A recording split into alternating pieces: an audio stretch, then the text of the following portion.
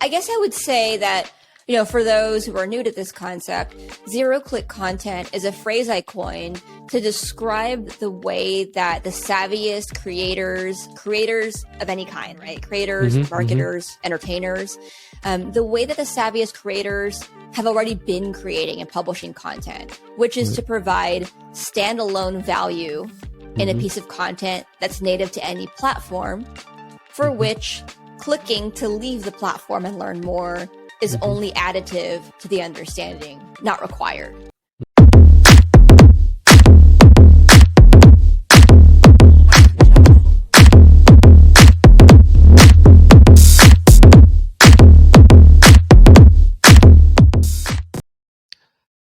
Welcome, everybody. This is Sharath, your host. I have a special guest today, Amanda Natividad. Welcome to the show.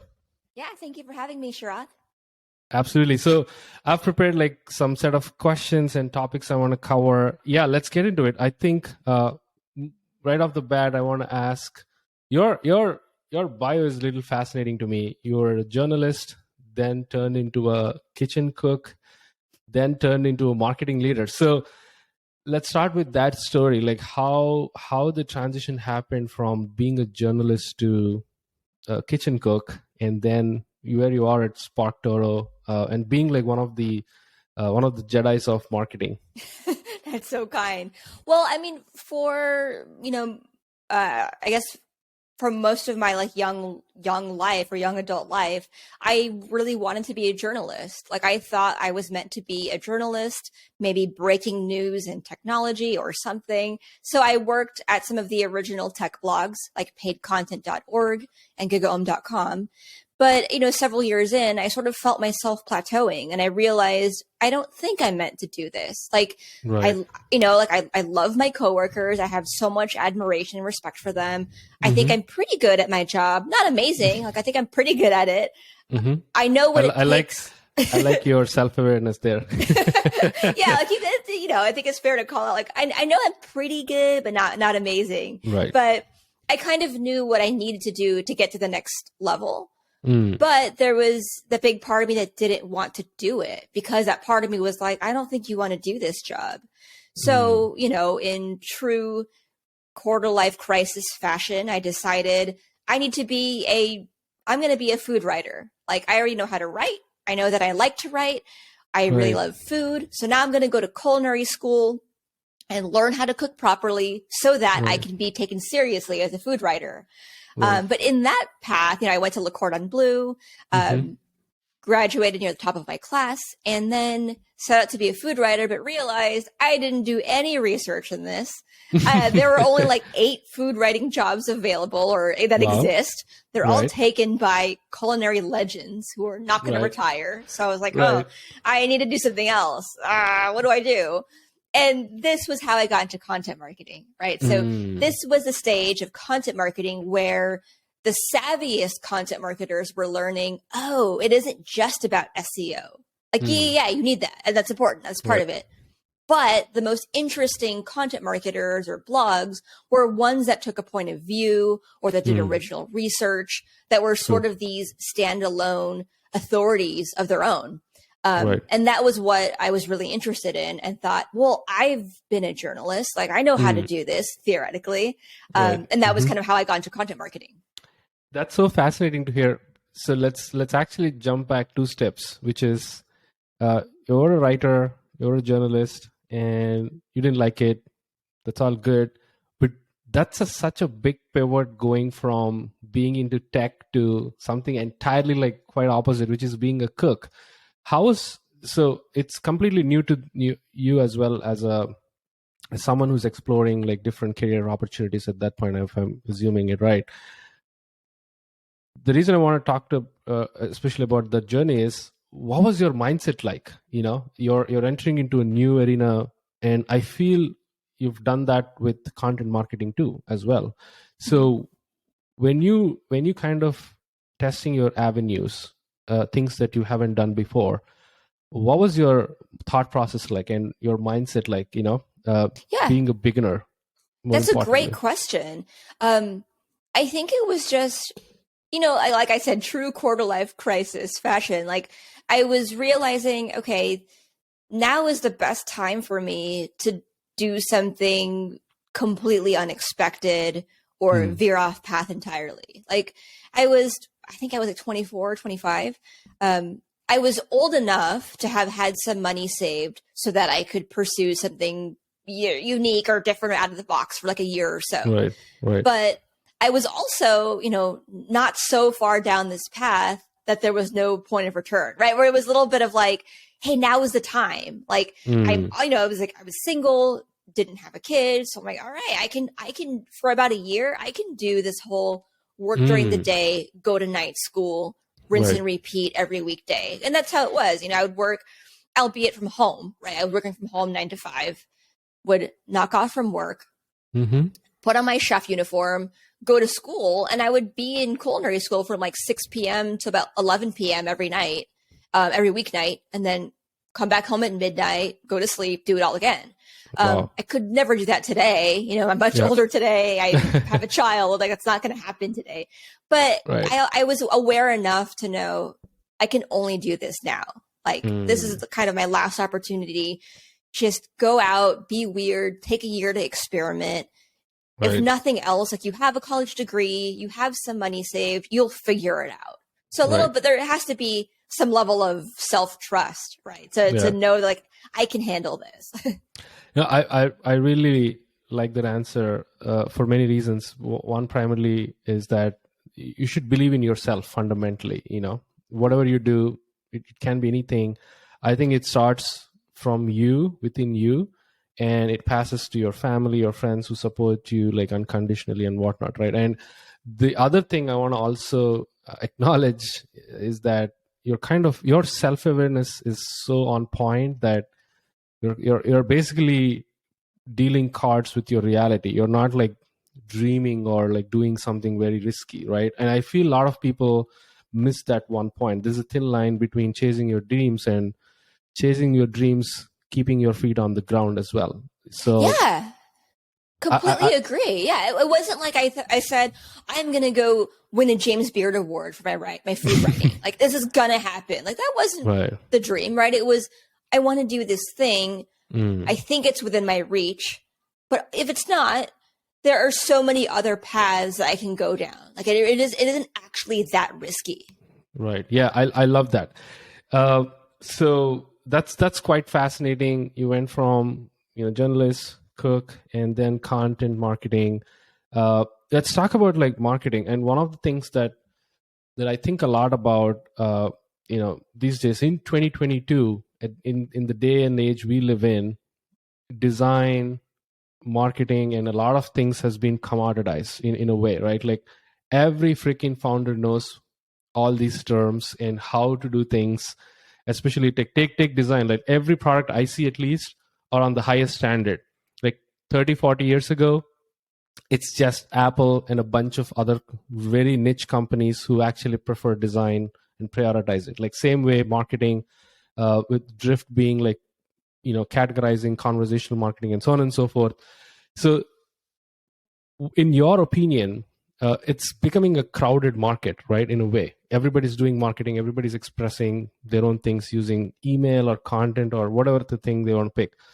How do you see founders should differentiate themselves, especially they can be their own startups, or take creators as an example as well. Like, how do you suggest or advise to differentiate themselves from in this crowded market? Yeah, I would say differentiate yourself by doubling down on the intersection of what you're best at and what you care about.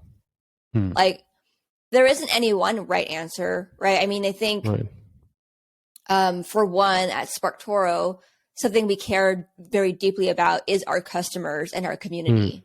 I wouldn't say that we do community marketing, because we don't. We don't have an actual community that like, we don't have a place that our users, fans, customers frequent, and that we know ones where we keep tabs. However, we have a community mindset to everything that we do, in that We have a deep love and respect for our customers. So Right. everything we do with our product, like new features, new product iterations, it's all in service to making a better user experience. And then for things like our monthly webinar series or office hours series, Right. they're all for like we think, what do our customers want to hear from us? What can we help them with? Here's this thing we have a point of view on. Let's create this presentation that will help our customers plan for 2023, or will help them create better audience personas, like things that we very much focus on that. That's one way of looking at our differentiator. Not every founder needs to think this way, right? And maybe a founder has a very different kind of service or different kind of software where that wouldn't be the right approach for them. So I would encourage people to really think about, what are you best at and what do you care most about, and double down on that. That's such a great answer. What you're best at can be anything. It can be writing, it can be podcasting, it can be like, delivering unbeatable customer service. And what you really care about is your customers, your audience, or the product you build. I think blending those two makes a great formula. And that is one of the things I feel a lot of founders miss, being authentic to themselves, and they chase like these, weird ass like results which are nowhere near to them, right? Like you said about winning that award when you're just getting started. So I love that. And what are some new things are you observing in these days as marketing? I want to touch about the zero-click content, which one of your famous blogs I read, bookmarked as well. But what are the trends that you're observing in recent days, given in the world of TikToks, like the small video formats and like shorts and whatnot? How are you feeling right now? So I think we are. Sorry. I think we are. Well, I mean, today, right? November 16th. Today, things are changing very, very quickly on social media, especially Twitter right now. Right. So today, I think a lot of people are thinking about, well, what do I do if Twitter doesn't exist? I think that's a big thing on people's minds.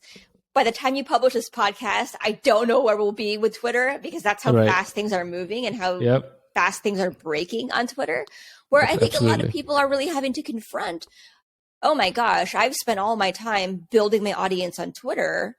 I don't know that I've focused enough on LinkedIn or Instagram or TikTok or wherever else I should be, because that's where my audience is.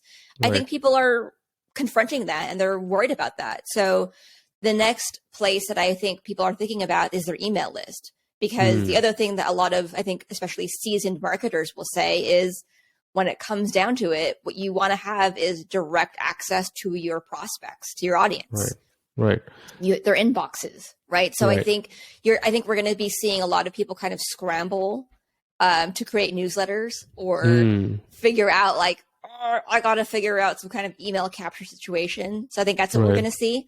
And I think we're going to see, and regardless, maybe that won't come true, right? I think regardless of that, I think we're going to see people realize they really have to differentiate across platforms.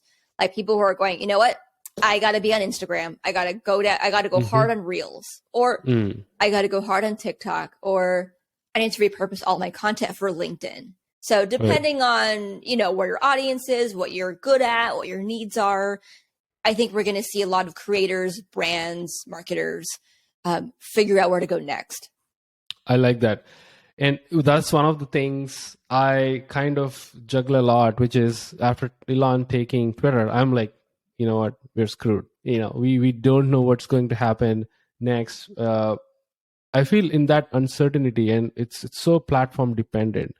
The follow up to that thought process you had was one of the questions, is how do you kind of manage that level of expectations, right? Like the level of you build an audience, like you have like 100+K Twitter audience, which I want to cover that later, and all of a sudden Twitter closed. So you have to make a move. You build newsletter. I think the direct to direct reach is what a lot of people are trying, but it's still you're building on Substack or you're building on another email marketing platform.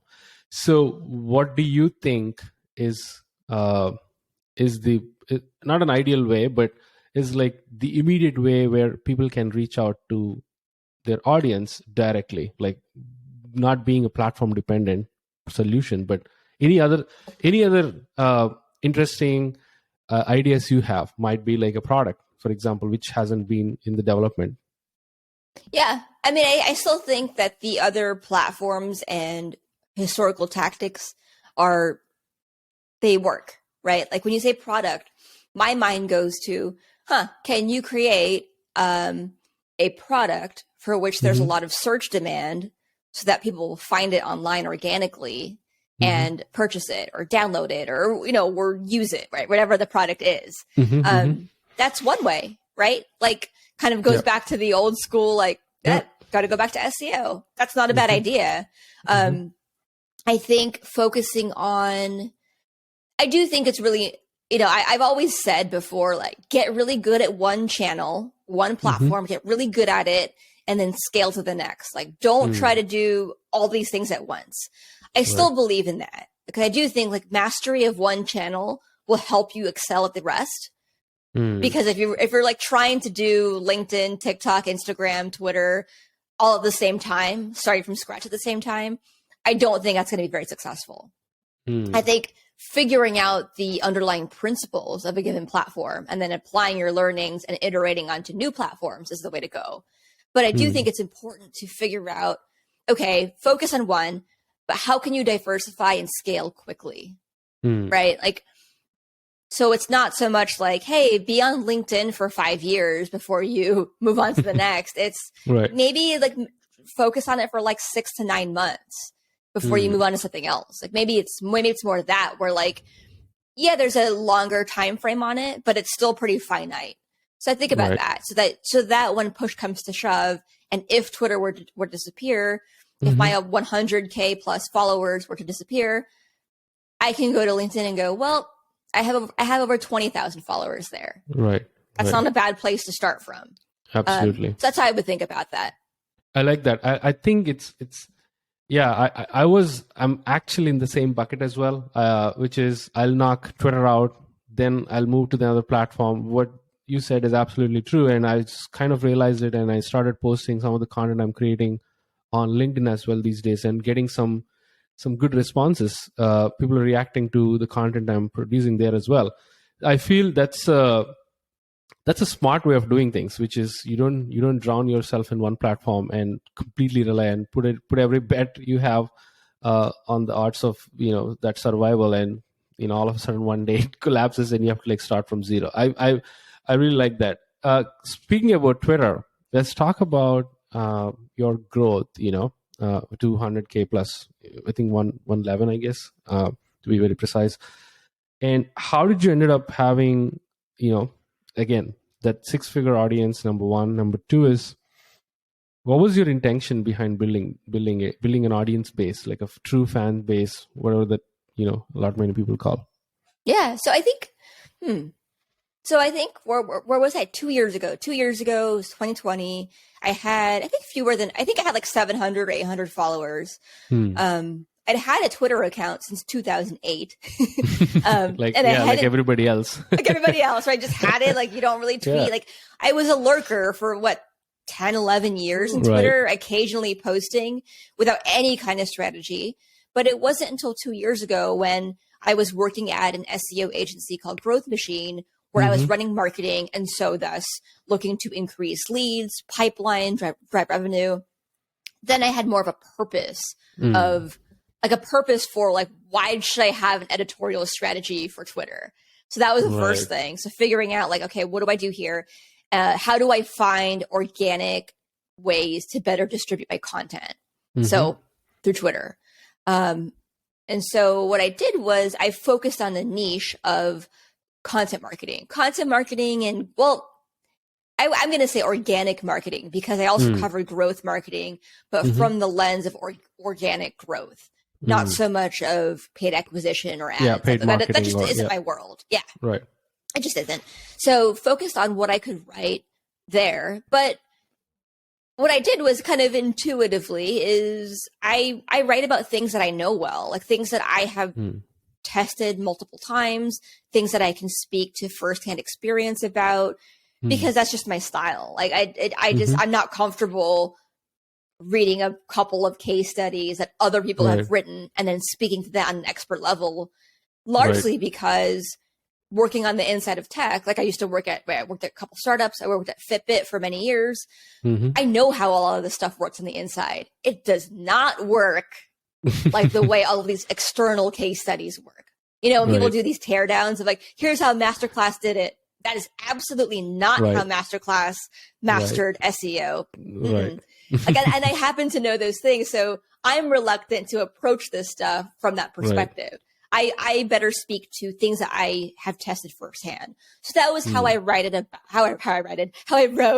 about my content, right? How I wrote about marketing. And it took off. Like, you know, this was, I think, was relatively early in the sense of fewer people were writing threads back then. And so less competition and more people noticed my content and by extension, my work and myself. So that was kind of how I grew the following. I think the underlying principles probably still apply, like focusing on novelty, freshness, firsthand experience, what you're good at. And I think that'll still work today. I just don't know how quickly it'll work today.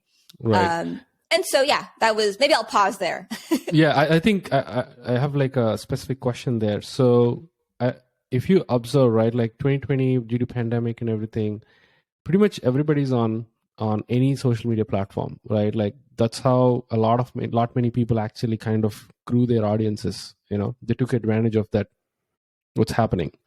And right now you just said like there is less competition back then. Now there is more competition. You know, everybody's writing threads. Everybody wants to build an audience. The problem I have with that is very less people have intention on why they're doing it. Most of the people have no clue. Someone else is writing threads. Let me actually write threads too. And there is a craving for the follower count and whatnot, which I don't want to touch about, but I want to talk about those who are intentionally, you know, building audience. And given it's again a crowded market, what principles you still think apply till today? Like apart from what you said, novelty and being the best at what you do. Apart from those, what are your strategies? Like if you come back to like zero, like how you did back in 2020, you have that editorial strategy for Twitter. What would you do like in 2022? Yeah. I mean, I think I would do probably the same stuff, like focusing on novelty, firsthand experience. I think focusing on firsthand experience is really important. And I think is an especially key differentiator today, because when you look at the things like blah, blah, blah, here's how Jeff Bezos did this thing, blah, blah, blah, Warren Buffett's shareholder letter thing. Right. I am sure you have seen this millions of times. Yeah. Right? I'm vexed. Can you even remember who wrote them? No. Right? Maybe like a flood of like avatars flash through your mind, but you might not remember like who said what. You're like, oh yeah, like all these dudes said this thing. No, that's one thing. Yeah. The other beef I have with that, sorry to stop you there, is I don't even remember what Jeff Bezos did. Right, same. Right, like what did that letter to shareholders say? Something day one. I don't know. The other thing is I don't really like digest that and immediately implement in my own life. That's the beauty of first-hand experience, is that you as anybody like creator, marketer, startup founder, or a SaaS maker, or an artist, or whatever it is, you build something, you did something, you learned, you failed, you succeeded.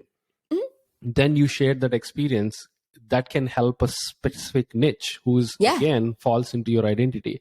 I feel that first-hand experience is way, way, way more valuable and important than like analyzing. Here are like 100 examples of how to do email marketing.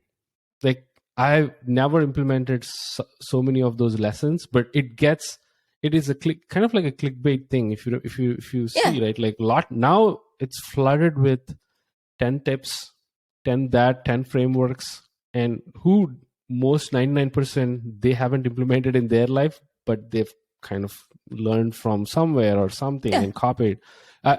Didn't mean to stop you there, but continue. Yeah. Oh yeah, no, I appreciate it.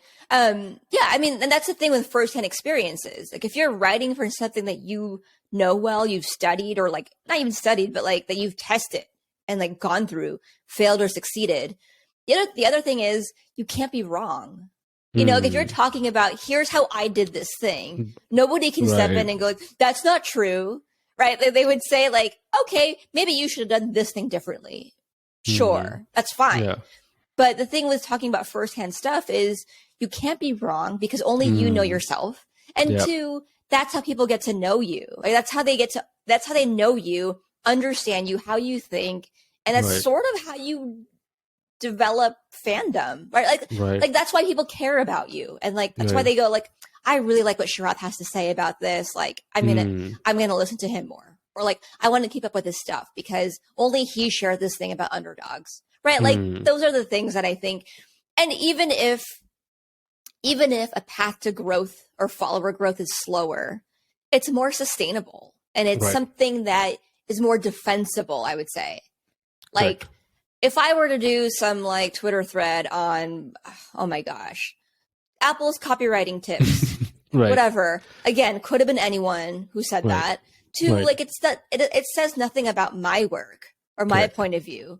So there's so if I were to grow my follower account from that benefits me in no way. Right. That's just like, it's just clout, right? It's just cool vanity metric of more followers, pure clout. Right. But if I were to say, here are the copyright mistakes I made, like here are the things that I did that cost my company money or that cost me, subscribers. And here are these mistakes so that you don't make them too. You know, whether or not I'm sure that like that's going to get fewer views or fewer impressions, but the people who do engage with it are going to say, hey, I admire this person for taking a stake and like admitting their failures. And actually this advice was helpful to me in my situation. I can't stress how important it is what you said in the last few minutes. It's so freaking important to share and being vulnerable on these platforms like social media, any Twitter or anything, because I feel your intention will reflect in every single post. Unlike your research, whatever what I say, like 10 amazing copywriting tips from Apple. You've never worked for Apple, number one. Or you've never written like copy pasted that format and actually battle tested them and then made a thread. No. So that is so important. I feel like I can't stress. I think we should be very loud about people sharing their personal experiences, their mistakes. And that's why building in public, I don't know if you know that phenomenon is so freaking important. I've lived, breathed, and my own side startup called Shoutout, I did like that from day zero. When I got the idea, that idea was there. And so gratefully, today it got acquired by a buyer, a product studio based out of UK. And every single stage, I kind of like put myself out vulnerably. Even the acquisition, I said like, I'm in the dilemma of like selling Shoutout or not. I got like so many people getting in my replies and shared like their own experiences. Like, hey dude, don't worry, you're not alone. Let's do this, do that. Or like, what are the alternative paths you can pick? And that feels that to that point I want to make is that community is greater than clout. Communities where like you kind of know them on a name to name basis at least, and they're the ones who care about you the way you care about them. Cloud is just, like how you said about a bunch of vanity metrics. Like, who cares about? I think that there is the quality versus quantity is what I feel is missing on Twitter, especially. Anyway, I'm not going to rant much about it. Okay. But congratulations on your acquisition. Oh, that's incredible. Thank you so much. Yeah, it was. I think in 2020 October, I kind of manifested that I will sell a maker product. By then, I was just building some side projects, and it came to life like today's like the last payment was, we received that as we speak. And but yeah, I'm so grateful. And I think that's another thing which you said. You kind of have to try these things and put it out, so that you will only end up having like limited amount of people who really care about what you do. I think that's enough. You don't need like bigger audiences to do like miracle things, right? Anyway, I just want to like reiterate like what Amanda said.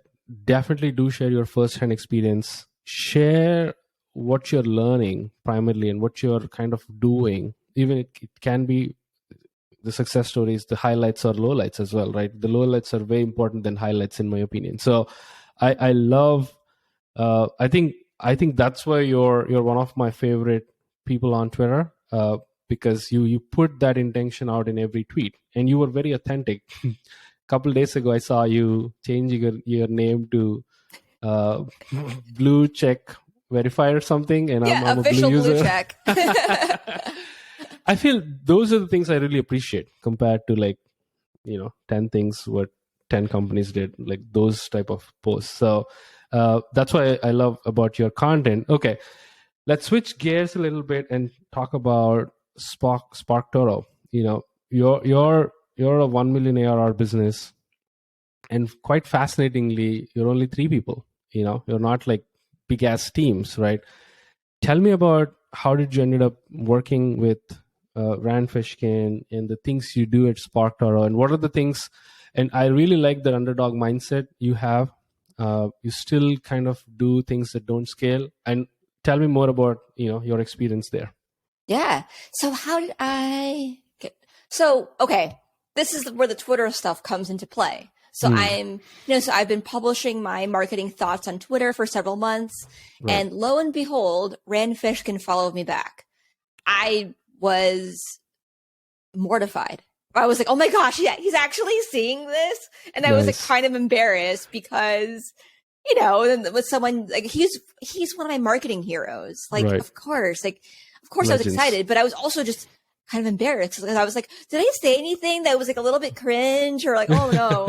And I think I didn't tweet for like 3 days because I was so self-conscious. Wow. But here is the good thing, and I think this is going to be helpful to people. Mm-hmm. It did kind of shift how I tweeted because it made me more comfortable veering off the path of marketing, where I had doubled down on I'm only going to write about organic marketing, maybe an occasional life observation, only if I think it's funny, only marketing stuff. But once Rand followed me back, my mindset shifted because I thought, well, okay, Rand knows marketing very well. He's a marketing executive CEO. Right. But he followed me for a reason. And he didn't follow me because he wants marketing 101. He followed me because he wanted to see my perspective of marketing. So yes, I'm going to keep tweeting about marketing and my experiences. And this is where the firsthand experience stuff comes into play, especially in a more in a renewed light, right? Where it's like, okay, this person cares about my experiences. This person does not care about me mining the internet for Apple copywriting tips. He cares about how I approach copywriting. And then it also became like, well, how can I kind of bring my whole self to Twitter? And then I became more comfortable writing about food because of my food background. And I was like, you know what? I love food and I love sharing my recipes. And it's fun for me to share recipes in like ingredients and how-tos in one tweet. Like, how can I do that? And that was sort of a fun, creative exercise. And that was kind of how we became friends. Like, then he got to know me through Twitter. And then he and his wife were in my hometown, like visiting some friends. And they invited me for lunch. And of course, I had to drop everything I was doing. Of course. And I met them for lunch. And from there, that was basically how I got to SparkToro, because we commiserated over tech life, early stage startups, marketing hacks. And along the way, I kind of pitched him on my dream job at SparkToro. And from there, we continued discussions and figured out a way to make it work. Wow, that's amazing. I feel authenticity is something you can't really hide. And people who are authentic can only recognize authentic people. It's like the game recognizes the game, right? Like I've had so many experiences, like how you mentioned. In my world, I feel for you how, Rand is like, your true hero. My hero is like still is Ryan Hoover, who built product from ground up, and the same thing happened. Like but so you said something very interesting, which is you got very comfortable, right? What do you mean by that? Let's actually kind of we will get into the SparkToro, the entire how things work internally, but I wanna highlight that point because many people on Twitter right now are very uncomfortable, but they're still doing things because, like I said, their monkey minds saying like, "Hey, follow their monkey," because they're building something or building their audience or creating content. So when you say comfortable, what do you mean by that? Yeah, that's a good question. By comfortable, I mean, so one, still the firsthand experience stuff. The thing, and when I say like you can't be wrong, that's one. Like if you're talking about things you experienced, you can't be wrong. That's one. And then two, if you have like pure intentions, then you have nothing to worry about. If you have pure intentions and you're writing from firsthand experience, you're not hiding anything, Right. and there's nothing to worry about. Therefore, you should be comfortable, right? So that's a big part of it. Like for pure intentions, I'll say that, I think it was like January, February 2021. I think it was February 2021 that Rand had followed me back. And at that point, I was tweeting in large part to never have to do a traditional job hunt again. And so that's nice. Tweeting through that lens, it was, okay, write about firsthand experiences in work, in marketing, be myself. Like, how am I at an office? Like, it's not like I'm super stuffy corporate worker. Right. I'm a pretty casual person, but I'm also a professional person. So like, how can that shine through in my writing style? And from there, it was pretty easy to be authentic, right? And comfortable, because when you think about like, well, how do you conduct yourself at work? I imagine you're not like, I'm so nervous, like don't talk to anybody. Maybe if you're like super young or new, you know, maybe. But in general, like I think you'd be pretty comfortable with who you are. You're just be yourself at work. That was kind of how I approached it. And maybe even just taking that heuristic, like be your friendliest self at work on Twitter. And maybe a nuance here is I actually do encourage people to think about Twitter as a vehicle, or social media, right? Top of funnel social media, to think about it as an extension of your resume. And I say that in a very empowering way. What I'm not saying is, I'm not saying only talk about work, only talk about like being a corporate worker. No. How would you conduct yourself at the office? At the office, you wouldn't only talk about work. You might ask your coworkers if they watched a certain game or a movie. Like that's normal to do it at the office, right? So I say like, treat it like a resume. In which case, you're bringing your whole self. You're being professional. You're being friendly. And you're being respectful to others. Like I think that those are things that we all try to do at work. So why should you not treat social media any different? Yeah, absolutely. Again, spot on. I love your answer. I just to add a couple points there, and I have like so many questions. My God, so many thoughts. I treat Twitter as a personal journal, which is actually open to public, where people can actually read my thoughts. And what you said is absolutely true. It's not like confined to like work and hey, you've built a project, share that. That's it. Like there is, I think it should be boundaryless. You share again. At the same time, don't share, of course, controversial shit, which I am against, or political things. Like be very mindful, be very positive, be very kind, be very curious, and ultimately be very authentic and present yourself and express yourself in a way that, hey, I got this thought, got this curious question.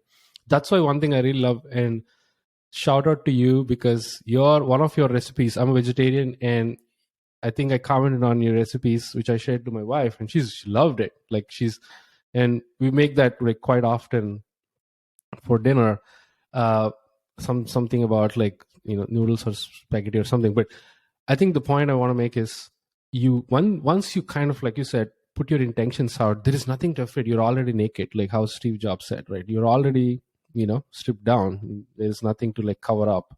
And doing that will make you even more empowering and share the things you're exploring, you're learning, you're failing at or winning at, right? I think that's what I see personally missing on Twitter.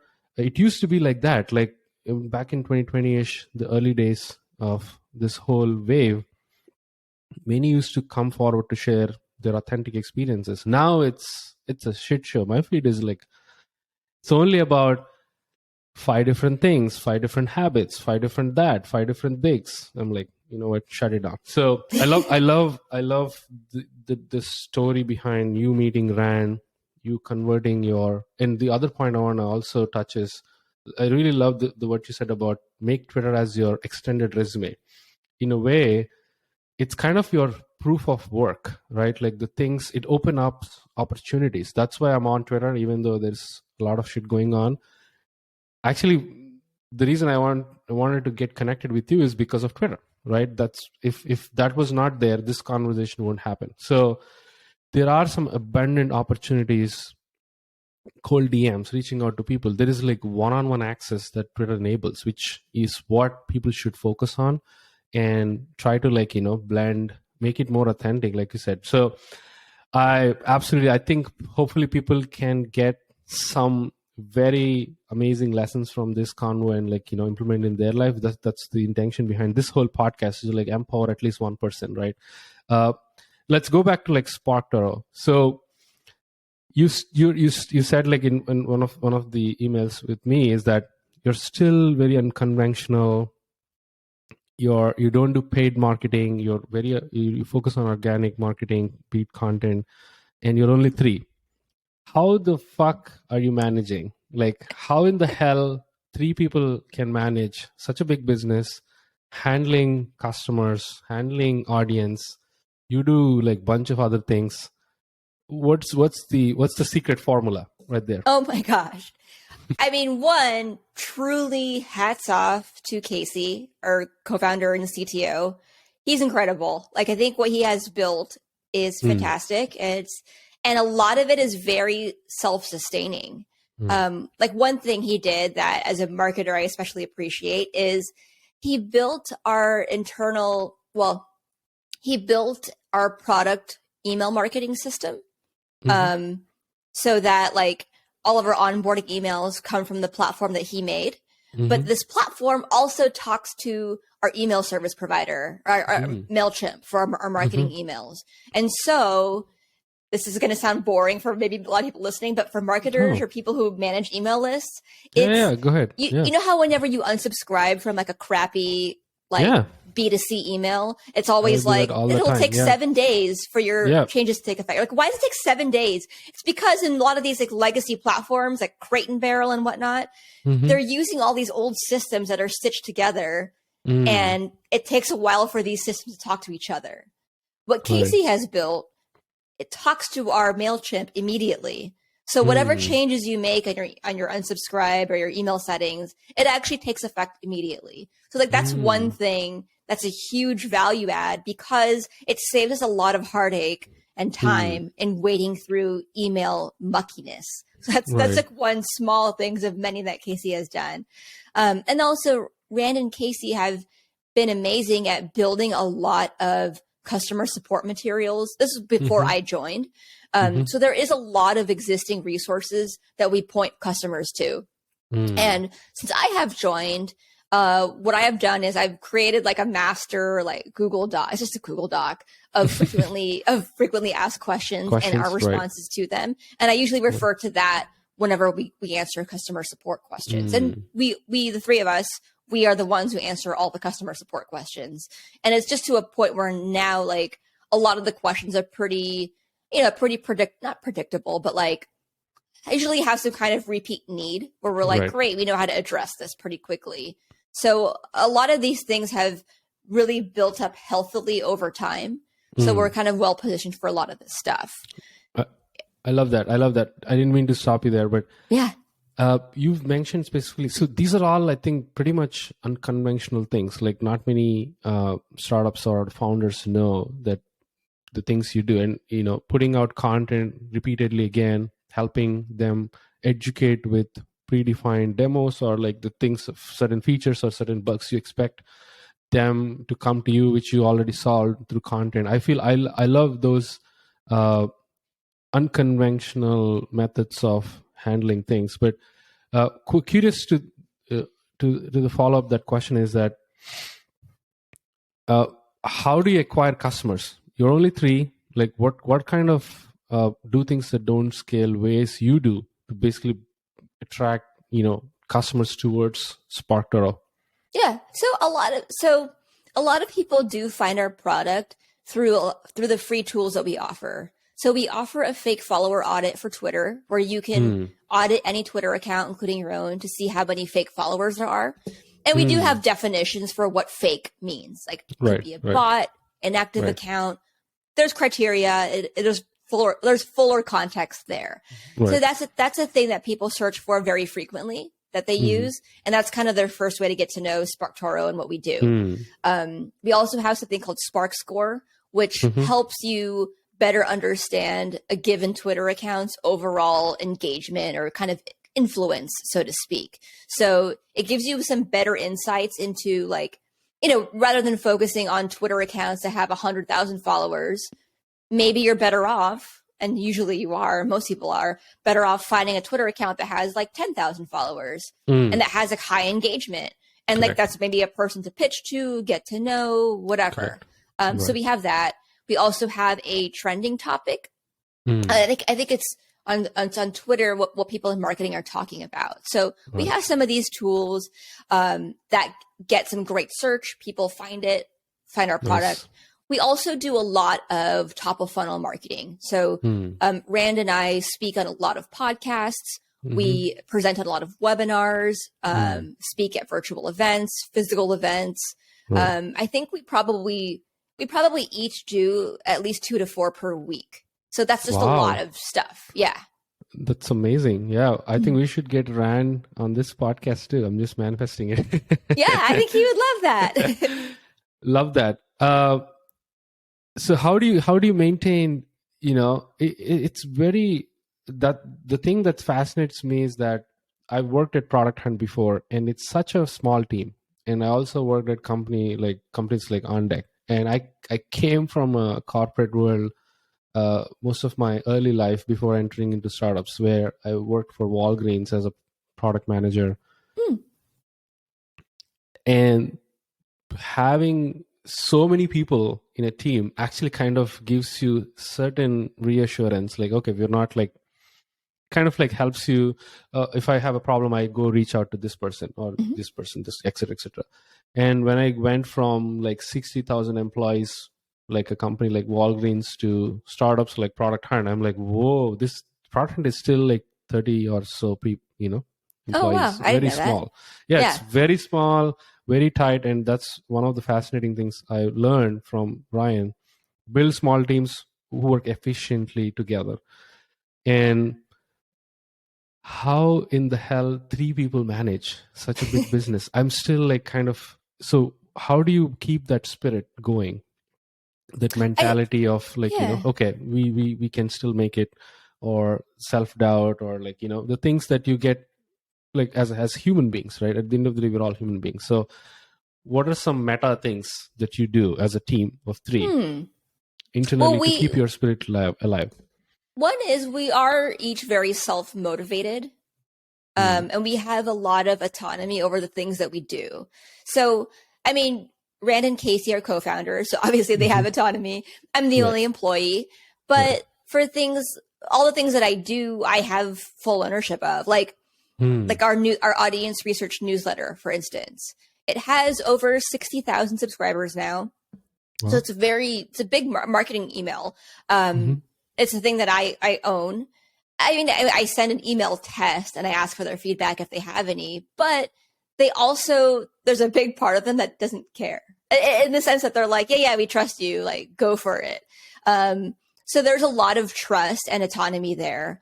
That's a big piece. I think the other one is we very much value each other as people, like as friends and human beings, you know? So and we're also all very considerate of each other. I think these are all just kind of natural qualities that make us, that happen to make us work well together. Like nobody told me like, hey, Amanda, we're empathetic here. You should be that way too. It was just how we all are naturally. And by naturally, I mean things like, for instance, you know, Rand travels quite a bit. When he's traveling, then Casey and I know just kind of instinctively like, oh, well, Rand's traveling. So we're going to be faster to respond to customer support emails just because we know that he's out. And there's no expectation. Like Rand would never say like, hey, Amanda, you better do this thing. It's just, we kind of instinctively feel like, oh, like he's out. Like we're going to pick up the slack a little bit more. And same way for me. Like if I'm out sick, I'm like, guys, like I'm super sick. Can't log in today. They're like, yeah, no worries. Like whatever you're working on, like do it when you get back. We got it. So there's a lot of, I guess it's just like there's a lot of autonomy, trust, and a lot of genuine love for each other. I like that so much. I think high efficiency, with the qualities I'm saying, high efficiency, highly empathetic, like to each other, and a lot of trust that, you know, it ends up like great teams have great trust, right? And I think that's what people should focus when you hire the next person. Like find that trustworthy, who do you call, like doppelganger of yours, so that you can rely on them in leaving whatever you do. So I love that.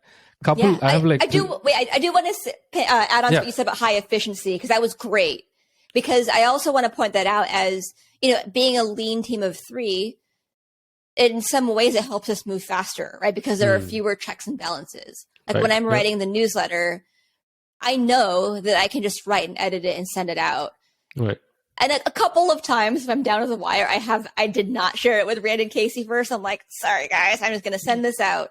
But in a larger org, that would never happen. It would be like, of course, so-and-so's going to write it. Like, it would be like the freelancer is going to write this thing. Content marketing is going to edit it. Demand generation is going to approve it and set it up in queue it up in the email platform. Like, and the whole thing takes like a week and a half. Like for me, it's like, all the time is spent in writing it. Like it takes me like, maybe it's a short email, but it takes me like 2 hours to write. And then scheduling it takes me like 30 seconds. I love that. I think in a way what you're saying is permission-less execution. Like, you know, you better ask for forgiveness later than ask for permission, right? You just do it and fail and like, hey, I burned my hands.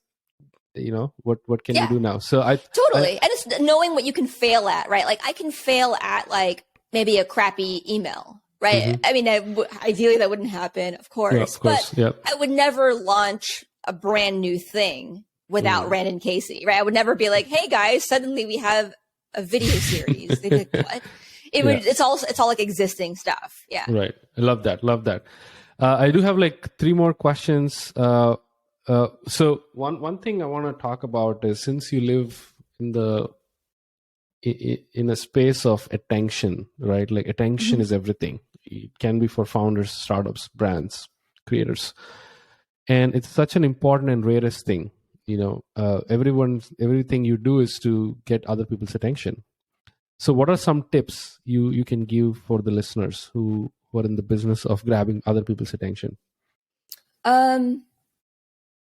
Being very strategic about it, like doing the audience research of understanding what your audience is thinking about, what they're talking about, or maybe it's more understanding what your audience is talking about so that you can get a sense of what they're actually thinking about, and then swooping in there to kind of figure out where you come in to like the narrative that's in their minds. That's being super strategic about how you grab attention, because you don't grab attention you shouldn't, by walking into a room and saying, hey, everyone, look at me. It's you grab attention by saying the thing that's on everybody's minds that nobody had thought of to say first. So, I mean, it's hard to do, obviously. Of course, yeah. But it's understanding your audience that well, understanding what they're talking about. And you could do this by understanding like the podcast they listen to, right? The social accounts they follow, the conversations that they're watching or listening to. And then from there, figuring out what they're thinking about next so that you can swoop in and say that thing. I love that. That's I never heard such a impactful answer, about attention. So I love that. I think I have to again, I'm trying to building my own audience with podcasts and Twitter and whatnot. I have to focus on certain topics which you mentioned. So let's talk about your incredibly famous blog, Zero Click Content. I've read it. I think it has some incredible insights. How to actually build content without links and kind of again, going back to attention, talk what people want, and so that they can consume and fulfill themselves and continue digesting your content more and more. Tell me more about it for people who are listening for the first time about zero click content. Number one. Number two is you've posted this in July. So a few months back. Anything you want to add to that blog? Any recent observations that you might enhance to it? Yeah. Well, I guess I would say that, for those who are new to this concept, zero click content is a phrase I coined to describe the way that the savviest creators of any kind, right? Creators, marketers, entertainers, the way that the savviest creators have already been creating and publishing content, which is to provide standalone value in a piece of content that's native to any platform, for which clicking to leave the platform and learn more is only additive to the understanding, not required. And the funny thing is that as this has kind of gained traction on Twitter and LinkedIn, a couple of people have complained, but I had to click to read your thread. I had to click to read the LinkedIn carousel. Where I would say I only call this out in the sense of there's a lot of this. A lot of what I'm seeing is an oversimplified pushback. Oh, you're wrong because I had to click my next button. When you're not seeing the nuance of it, which is the idea of clicking to leave the platform. And so if you get bogged down in the small details, you're going to miss the forest for the trees, right? It's read the thing, then have your opinion. And that's where I think also where the savviest creators are going to be more successful is people who are able to see the nuance and understand how to create the standalone value on any given platform at any given time, because it's hard to do, right? There are some repeatable frameworks for it, but ultimately, there are countless, I think, ways of creating zero click content. It could be giving away the juiciest part of an interview and pointing people to the long form version. It could be, if you have a listicle, summarizing or going into detail on one list item. It could be summarizing the list, right? There are a number of ways you can do it. And I think the most creative people are uncovering new ways to do this. Right. Love that. Yeah. I will add the zero click content blog post in the show notes, but I absolutely love that. It's such a fascinating concept of doing producing content, number one, and kind of distributing content in a way, right? Those two things are really, really what Amanda's covered in the blog. One thing I forgot to ask. I just found the notes and remember. So someone actually tweeted in last month saying, "What's the scrappiest piece of marketing you've ever done?" And oh my god, so there are so many incredible do things that don't scale hacks in the post. And I find your comment very interesting. You talked about a healthy snack subscription. Do you want to talk about that story, how you grabbed over 1,000 new customers by putting an opportunity for gamers and hackers? I just want to hear the whole thought process and how the story came to life and what happened next. Yeah. So I think this is kind of an old story that I've never really gotten to tell on a podcast, that I think the underlying principles still apply. So this was when I was working at a direct to consumer snack company called NatureBox. I was running content for them and de facto head of PR. And a lot of, because, we were an early stage startup, a lot of us were, kind of, we were focused on hyper growth. Right. That was the goal. And everything that we had to do in marketing, or everything we did in marketing, had to tie to revenue or customer growth in some way. And PR was no exception. And it was very challenging, right? As you can imagine, because traditionally in PR, you measure success by way of like impressions or share of voice, how often people talk about your brand, right? Or the positive sentiment. And those were things I looked at too. But what we needed was to figure out how to drive organic growth through it. So more like digital PR. And this was sort of an exercise in cold pitching, positioning, PR, all that good stuff. And something I realized was, like, okay, our target audience is anybody who is willing to eat snacks. So literally anybody. But I started to think about like, okay, well, who would benefit from a snack subscription? Like who is a potential audience that is thinking, I want these things delivered to my door. I don't want to think about it. And so the hypothesis that I had, a strong hypothesis I had, was gamers, right? Because they're like sitting in front of their computer or TV for hours at a time.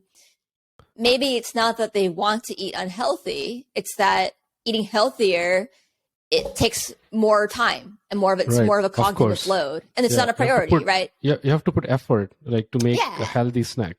Yeah, it's easier to get a bag of chips or order a pizza. It just is. But with our snack subscription, it was like healthier snacks.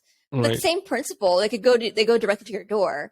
And so that was kind of how I positioned it and started to think about, well, who are the publications that are likely to kind of enable this behavior? And the first one I thought of was Life Hacks. Perfect. But people who are looking to improve their lives by hacking their way through it. They don't want to overthink things. They just want to be easier.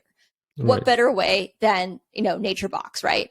Right. And so that was where I pitched them on the healthy snack subscription, said it was easily delivered to your door. Like you can set it and forget it if you want, or you can choose your snacks. Each bag has like 4 servings. So it's a decent amount that you would get. And they wrote about us. They ended up doing a review with us versus a competitor, which I did not ask them to do. That was kind of them thinking, we're not going to just feature you. Like we're going to make this beneficial to our audience. And we ended up getting, and of course I had made sure I sent them our best snacks, like the ones that were tastiest, that looked fullest in their packaging. We're like, okay, this looks like a lot. Sent that. And then they gave us like, they were honest in their feedback. I don't think they loved everything I sent maybe, but they gave us high marks as like, if we delivered on the value that we provided. I love that story. Yeah. And from there we saw we saw hundreds of signups or new customers through that. And then that uncovered a new opportunity with Kotaku, the gaming publication. Nice.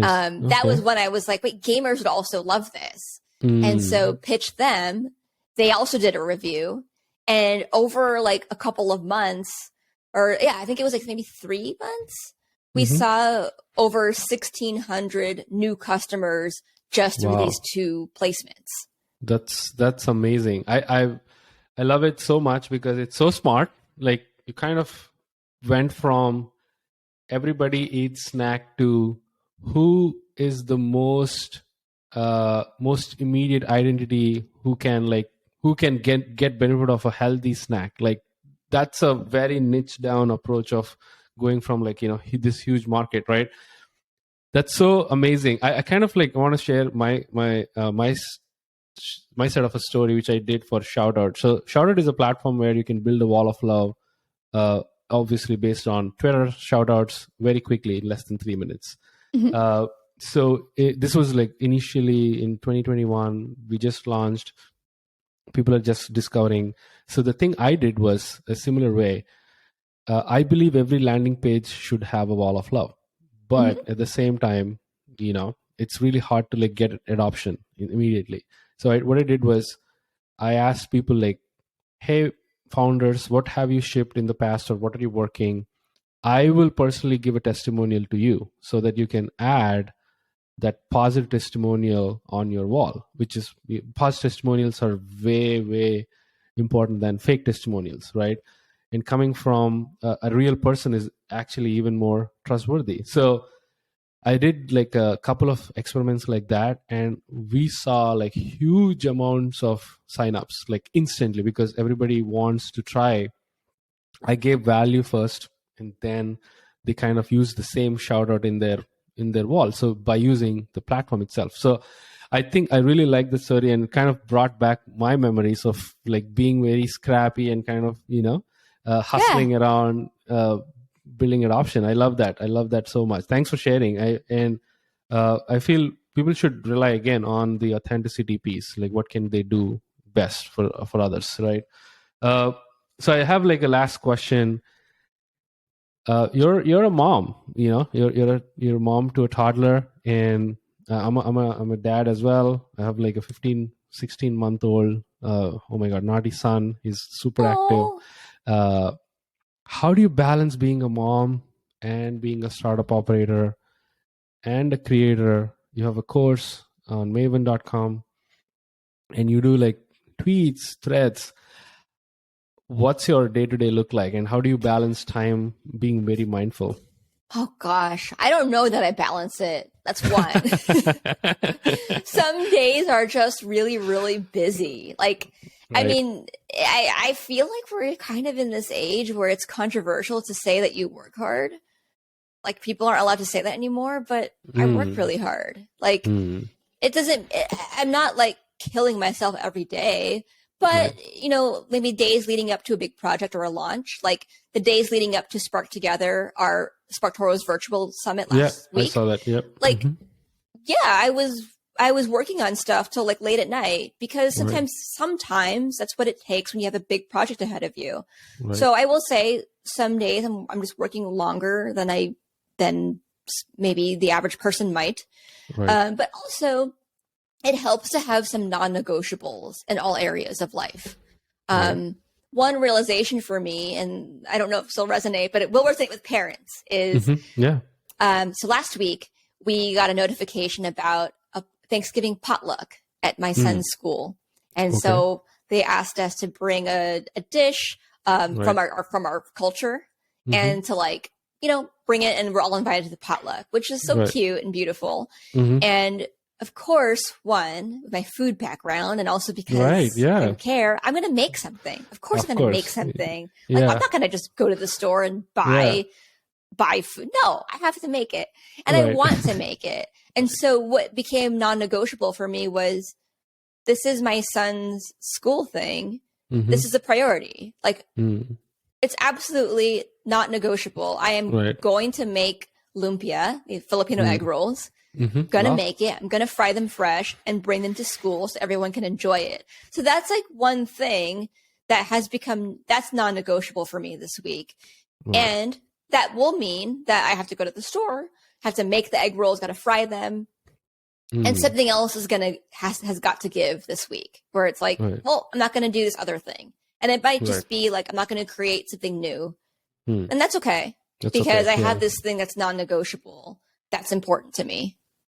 I think that's the balance people should find. Like, you're not missing out because you have a priority, right? That's the whole definition of priority, because you have to like address that. I love that so much. And, same thing, I struggle. Sometimes it's really hard. Like, in massive shout out to parents, especially who are in startups, right? It's such a competitive world, and you have to hustle, or else you're basically dead. If you're not building momentum as a creator, you're dead. Nobody remembers that, right? Nobody remembers your content and whatnot. So you have to show up every single day. And being a parent, it is sometimes really hard.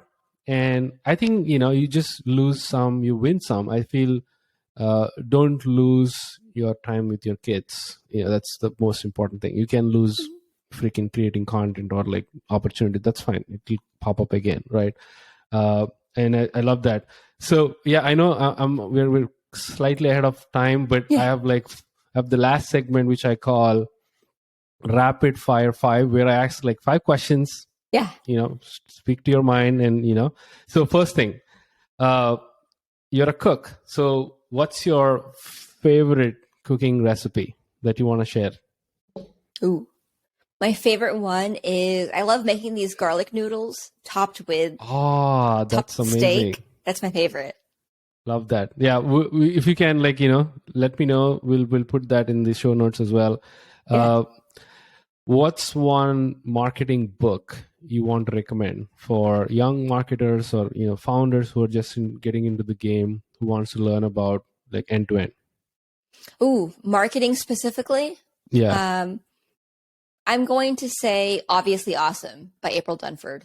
It's a great book on marketing positioning, and it's also pretty short. She made it very economical and efficient, and it's the gold standard now in product marketing and positioning. Awesome. Yep. So if you want to give a shout out to a Twitter account, who would that be? Ooh. Oh my gosh. I don't know if it...